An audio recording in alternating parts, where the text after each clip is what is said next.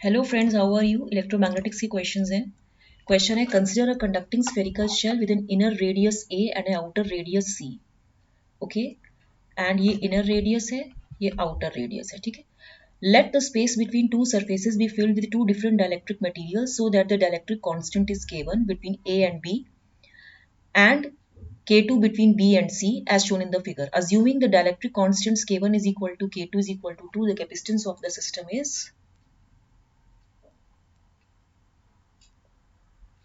देखो, the given system can be treated as two capacitors in series. ये दो capacitors हैं जो कि सीरीज में है। ठीक है। And since the total potential difference across the capacitors, since total potential difference across the capacitors is sum of potential differences across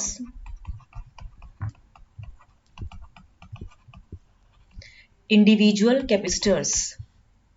Equivalent capacitors for a spherical capacitor of inner radius R1 and outer radius R2. Okay, equivalent capacitance जो है for a spherical capacitor of inner radius R1 and outer radius R2 filled with dielectric constant Ke is given as Ce is equal to 4 pi epsilon naught Ke R1 R2 by R2 minus R1। Okay, ये होता है। तो जो equivalent capacitance होगा, अभी जगह नहीं है, रुको, जो इक्विवेलेंट कैपेसिटेंस होगा इस सिस्टम का वो क्या हो जाएगा, 1 upon C is equal to 1 upon 4 pi epsilon naught K1 AB upon B minus A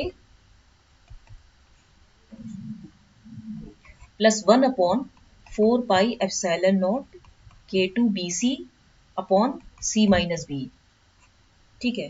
तो यहाँ पे जब आप इसको फर्दर सॉल्व करोगे तो क्या आएगा बताइए, K2 C B minus A plus K plus 1A A minus B upon 4 pi epsilon K1 K2 AB C। तो यानी कि जो C है आपका वो वैल्यू कितनी हो जाएगी, 4 pi epsilon K1 K2 ABC upon K2C B minus A plus K1A C minus B। Okay, given की जो आपका K1 is equal to K2 is equal to 2 है, तो C की वैल्यू कितनी हो जाएगी, 4 pi epsilon not ABC into K1। ये आपने पूरा सॉल्व किया ना, जैसे 4 pi epsilon naught K1 K2 ABC होगा। तो यहाँ पे ये B minus A into K2C A minus B ये ऊपर जाएगा, तो इसको सॉल्व करना है आपको। ठीक है। तो पूरा सॉल्व करने के बाद इंटू 4 डिवाइडेड बाय कितना हो जाएगा, twice C B minus A plus twice A C minus B. तो ये वैल्यू कितनी हो जाएगी, 8 pi epsilon naught A B C upon B into C minus A is equal to 8 pi epsilon naught A C upon C minus A. यहाँ पे इसका जो answer होगा, ठीक है, ये हो जाएगा।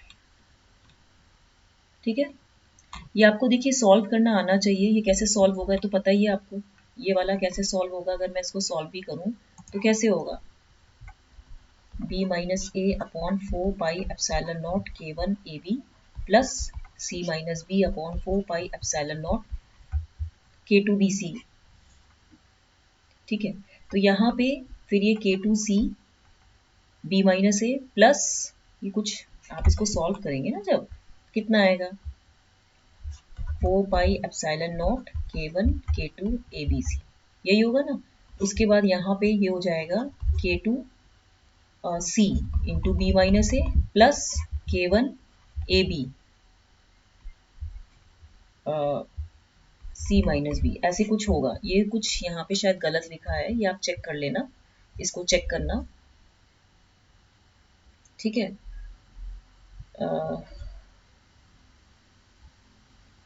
K1 AB into C minus B. ठीक है,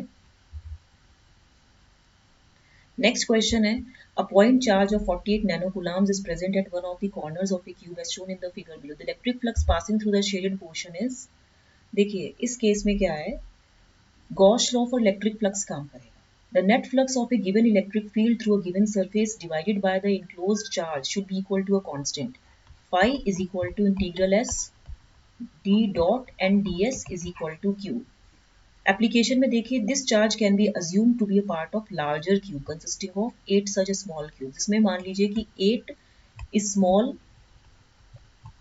क्यूब्स रखे होंगे। ठीक है, Q lies in centre of larger cube, तो यानी कि जो फाई नेट होगा वो क्यू इनक्लोज्ड होगा। तो इलेक्ट्रिक फ्लक्स जो टोटल होगा वो हो जाएगा 48 नैनोकूलम्स। ठीक है, तो जो शेडेड पोर्शन है it is the 1/24, it is 1/24 part of larger cube. By symmetry, electric flux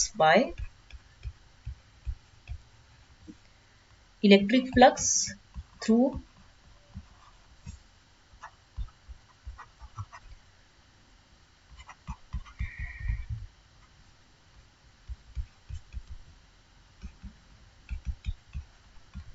twice nanocoulomb। तो इसका आंसर जो है फोर्थ ऑप्शन जो होगा, अगर देखा जाए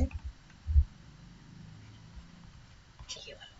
ठीक है, ठीक है, गॉस लॉ क्या स्टेट करता है कि net flux of in electric field in a close surface is directly proportional to the enclosed electric charge. ठीक है, अब आप इसमें देखिए, जैसे इसने बोला कि ये जो चार्ज है it can be assume to be part of larger cube composed of 8 such small cubes. 8 small cubes इसके अंदर हैं, तो the shaded portion is the 1/24 part of larger cube. ठीक है, तो आपका इतना आंसर आ जाएगा।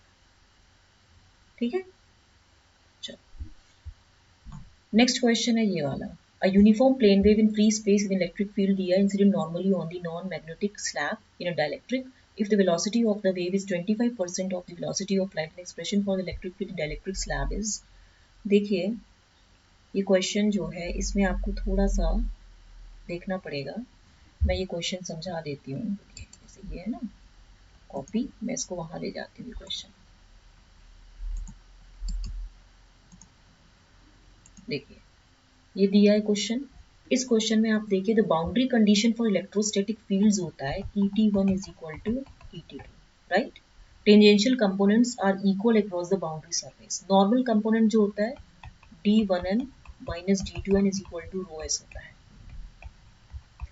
For a charge free boundary rho S is equal to 0, तो D1n minus D2n equal to 0, D1n is equal to D2। E is equal to twice AX plus AY minus 3AZ। अब यहाँ पे देखिए इसने क्या दिया है, ये है medium 1,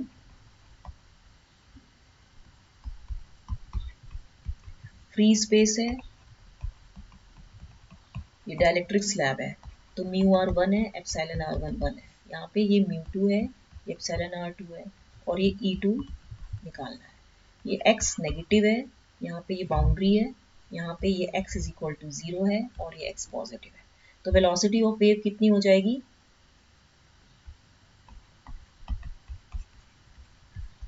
velocity of wave in the dielectric slab, velocity of wave in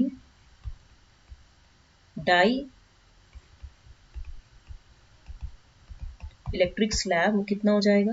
देखो क्वेश्चन में क्या दिया है, क्वेश्चन में दिया है कि uniform plane wave in free space with in electric field is this much is normally incident on the non magnetic dielectric field. ये आपका कोई नॉन मैग्नेटिक डाइलेक्ट्रिक फील्ड है। ठीक है, ये कोई स्लैब है, आप इसमें बाउंड्री, ये आपको कंडीशन दी x negative x positive x equal to 0।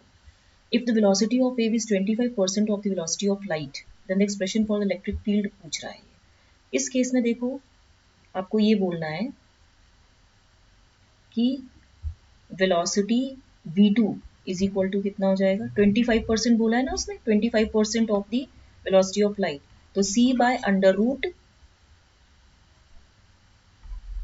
Mu R two epsilon R two is equal to कितना हो जाएगा 1/4 ऑफ c, तो 1/4 हो जाएगा, तो mu R two epsilon R two is equal to 16।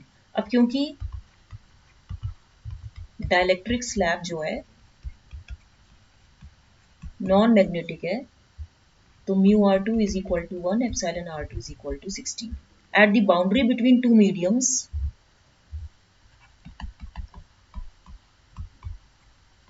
at the boundary between two mediums, normal components electric fields के देखिए En1 is equal to En2, epsilon naught En2, epsilon R1 En1 is equal to epsilon R2 En2। तो इसकी value दी होगी ना आपको, कितनी दी है देखिए, 25% of the velocity of light. यहाँ पे आप निकाल सकते हो ना, ये 1 into 2 is equal to 16 into En2, तो En2 is equal to 1/8 volt per metre. अब एप्सिलॉन R2 आपने निकाला 16 है, म्यू R2 1 है, यहाँ पे देखिए ना ये सब 1 था, म्यू 1 म्यू एप्सिलॉन R1 ये 1 था, ये 1 था, ठीक है। En1 2 है, आपको जो एक्स कंपोनेंट दिया हुआ है, ठीक है। एक मिनट, En1 नॉर्मल कंपोनेंट बोल रहा है ना, नॉर्मल कंपोनेंट, ठीक है। तो combining the result from 1 and 2 इन जो E in medium 2 is E2 is equal to 1/8 AX plus AY minus 3 AZ, 0.125 AX plus AY minus 3 AZ। तो अगर आपको मेरा पढ़ाने का ढंग अच्छा लगा हो तो इसको लाइक शेयर सब्सक्राइब करना मत भूलिएगा। Okay, thank you.